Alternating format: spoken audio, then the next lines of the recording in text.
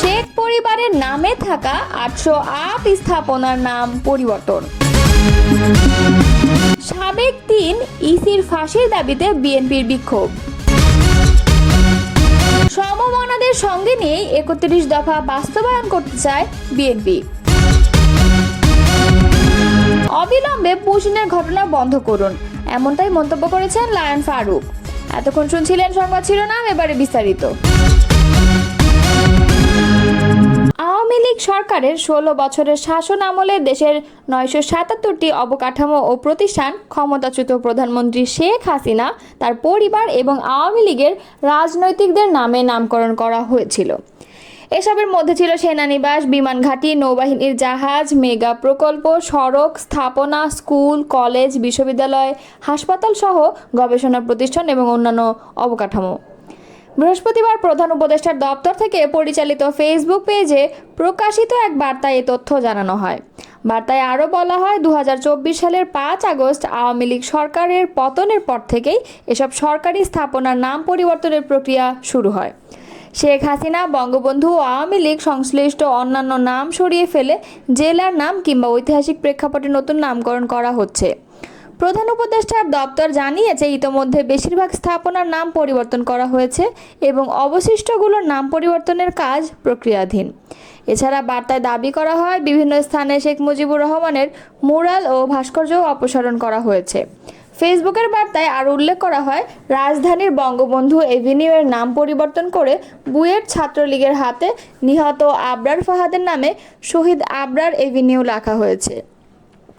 একইভাবে 2024 সালের 5 আগস্ট সরকারের পতনের দিনই ঢাকার গুরুত্বপূর্ণ এক্সপ্রেসওয়ের নাম পরিবর্তন করে জাতির পিতা ইব্রাহিম এক্সপ্রেসওয়ে করা হয় বলে বার্তায় দাবি জানিয়েছে।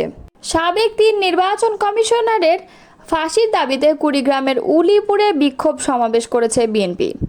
আজ বৃহস্পতিবার পৌর শহরের কেন্দ্রীয় শহীদ মিনারের পাশে এই সমাবেশ অনুষ্ঠিত হয়।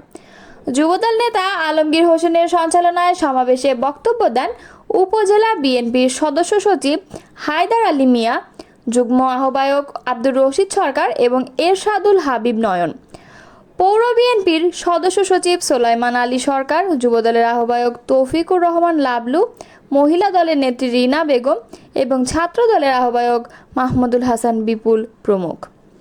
এ সময় বক্তারা সাবেক 3 নির্বাচন কমিশনার কাজী রকিবউদ্দিন আহমদ, নুরুল হুদা এবং হাবিবুল আওয়ালের দৃষ্টান্তমূলক শাস্তি দাবি করেন। তারা বলেন, 2014, 18 ও 24 সালে এই 3 নির্বাচন কমিশনার দেশের মানুষের ভোটাধিকার বঞ্চিত করে। বিতর্কিত ও একতরফা নির্বাচনের মাধ্যমে ফ্যাসিস্ট হাসিনাকে দানবে পরিণত করেছিল। ওই 3 নির্বাচনে মাঠ পর্যায় সহ যারা প্রহসনের সঙ্গে জড়িত ছিল তাদের সবার বিচার দাবি করছি। 12 দলীয় জোটের অন্যতম শীর্ষ নেতা ও ন্যাশনাল লেবার পার্টির চেয়ারম্যান লায়ন মোহাম্মদ ফারুক রহমান ভারতের উদ্দেশ্যে বলেছেন, আপনারা জাতিসংঘের রেজুলেশন অনুযায়ী চলার চেষ্টা করুন। কোনো অসঙ্গতি দেখলে দ্বিপক্ষীয় আলোচনার ভিত্তিতে সমাধানের চেষ্টা করুন এবং অবিলম্বে পুশিনের ঘটনা বন্ধ করুন। বৃহস্পতিবার জাতীয় প্রেস ক্লাবের সামনে দেশ বাঁচাও মানুষ বাঁচাও আন্দোলন আয়োজিত এক নাগরিক সমাবেশে একথা বলেন তিনি।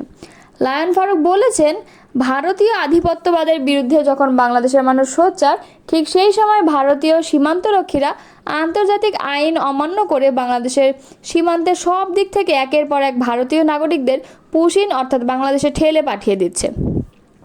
তারা কোনোভাবে বাংলাদেশের প্রতিবাদকে আমলে নিচ্ছে না, এতে করে দিন দিন সীমান্তে উত্তেজনা বাড়ছে। এ ব্যাপারে বাংলাদেশ সরকারের উপযুক্ত পদক্ষেপের অভাবে দেশের মানুষ উদ্বিগ্ন। এমনিতে লাখ লাখ রোহিঙ্গাকে নিয়ে বাংলাদেশে চাপের মধ্যে রয়েছে, তারপর নতুন করে আবার এই পুশিনের ঘটনা উদ্বেগ আরও বাড়াচ্ছে। দেশ বাঁচাও মানুষ বাঁচাও আন্দোলনের সভাপতি KM রাকিবুল ইসলাম রিপনের সভাপতিত্বে নাগরিক সমাবেশে প্রধান অতিথির বক্তব্য দেন বিএনপি ভাইস চেয়ারম্যান শামসুজ্জামান দুদু। অনুষ্ঠানে আরও বক্তব্য দেন বিএনপি চেয়ারপারসনের উপদেষ্টা হাবিবুর রহমান হাবিব, সাবেক MP শামীম কায়সার লিঙ্কন, কৃষক দলনেতা শাহজাহান মিয়া, সম্রাট জিয়াউর রহমান, সমাজ কল্যাণ পরিষদের সভাপতি এবং বরগুনা জেলা ন্যাশনাল লেবার পার্টির সভাপতি, শ্রমিক নেতা আবু সালেহ প্রমুখ।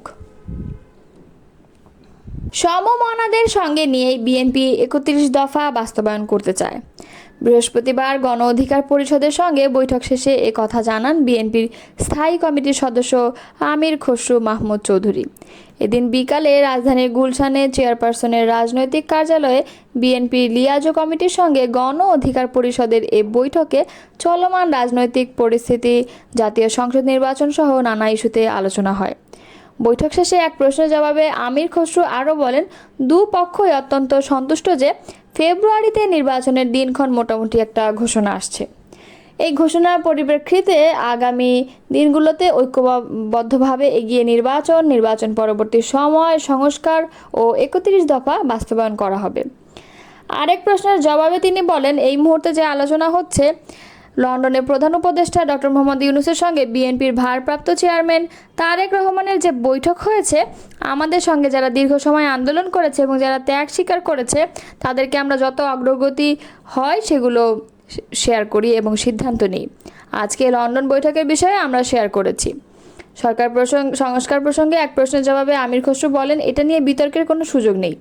প্রধান উপদেষ্টা ডক্টর মোহাম্মদ ইউনূস বলেছেন, বিএনপির ভারপ্রাপ্ত চেয়ারম্যান তারেক রহমানও বলেছেন, প্রায় সব রাজনৈতিক দলের মধ্যে একটা ঐক্যমত্য আছে, সেটা হচ্ছে ঐক্যমতের পরিপ্রেক্ষিতে যে কয়েকটা সংস্কার করা সম্ভব সেই কয়েকটি সংস্কার হবে, তার বাইরে যাওয়ার কোনো সুযোগ নেই। বিএনপি স্থায়ী কমিটির সদস্য আরও বলেন, বিচার বিভাগ এর ব্যাপারে একটি সিদ্ধান্ত নিয়েছে, পরিষ্কার সিদ্ধান্ত। ইশরাক হোসেনকে মেয়র ঘোষণা করে বিচার বিভাগ সিদ্ধান্ত নিয়েছে। নির্বাচন কমিশন সেটার উপর অনুমোদন করে তাদের মতামত পরিষ্কারভাবে বলে দিয়েছে। সুতরাং আইনগতভাবে তার মেয়রের দায়িত্ব নেওয়ার কথা। দৃঢ়ভাবে বিশ্বাস করি, আইনের শাসনে যদি বিশ্বাস করে থাকি, তাহলে ইশরাকের দায়িত্ব নেওয়াটা খুবই স্বাভাবিক। আর আমরা সরকারের সিদ্ধান্তের অপেক্ষায় আছি। আমির খসরু ছাড়াও এই বৈঠকে বিএনপি স্থায়ী কমিটির সদস্য ইকবাল হাসান মাহমুদ টুকু ও ভাইস চেয়ারম্যান বরকতুল্লাহ বুলু উপস্থিত ছিলেন। অন্যদিকে গণ অধিকার পরিষদের পক্ষ থেকে বৈঠকে দলের সাধারণ সম্পাদক মোহাম্মদ রাশেদ খান, সিনিয়র সহসভাপতি ফারুক হাসান, সিনিয়র যুগ্ম সাধারণ সম্পাদক হাসান আল মামুন, উচ্চতর পরিষদের সদস্য খালিদ হোসেন এবং হাবিবুর রহমান রিজু উপস্থিত ছিলেন। গণ অধিকার পরিষদের সাধারণ সম্পাদক রাশেদ খান বলেছেন, বৈষম্য বিরোধী ছাত্র আন্দোলন নামক প্ল্যাটফর্মের নেতৃত্বে এ দেশের লাখ লাখ মানুষ সমবেত হয়ে স্বৈরাচার বিরোধী আন্দোলনে সম্পৃক্ত হয়। এরপর এই প্ল্যাটফর্মে নেতারা রাজনৈতিক দলের গঠনের প্রেক্ষিতে গত ৭ মার্চ সাংবাদিকদের এক প্রশ্নের জবাবে নাহিদ ইসলাম বলেন, বৈষম্য বিরোধী ছাত্র আন্দোলন এখন আর আগের জায়গায় নেই, সেখান থেকে একটি ছাত্র সংগঠন তৈরি হয়েছে।